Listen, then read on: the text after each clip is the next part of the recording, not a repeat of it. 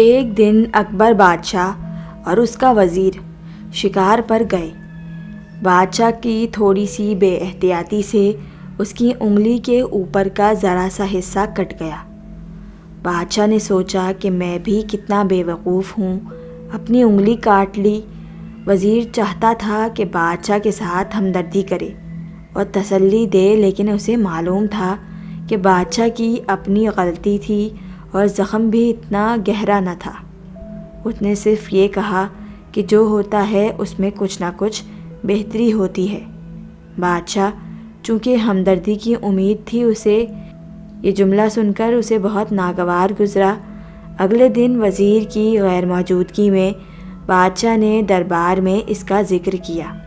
درباریوں کو وزیر کے خلاف بادشاہ کے کان بھرنے کا موقع مل گیا۔ ایک نے کہا وزیر صاحب نے بہت ناجائز حرکت کی۔ دوسرے نے کہا جہاں پناہ آپ نے اس کو سر پر چڑھا لیا ہے۔ تیسرے نے کہا وہ حد سے بڑھ گیا ہے، بادشاہ اکثر کانوں کے کچے ہوا کرتے تھے۔ بادشاہ نے ایک قاصد کے ذریعے وزیر کو کہلا بھیجا کہ تم دربار سے خارج کیے جاتے ہو۔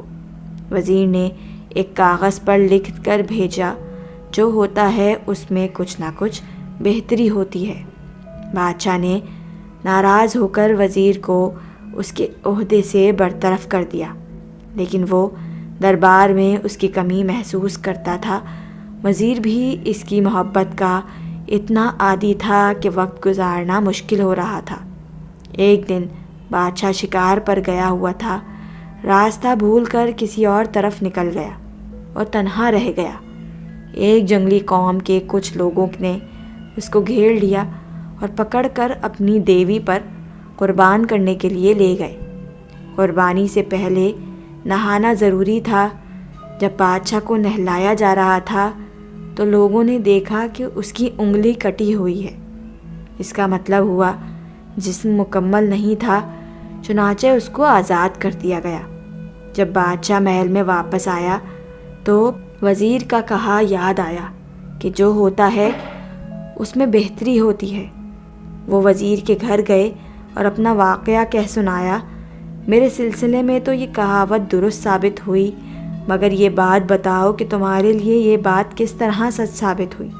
وزیر نے جواب دیا، اگر میں اپنے عہدے پر برقرار ہوتا تو ضرور آپ کے ساتھ جاتا اور جنگلی لوگ مجھے قربان کر دیتے۔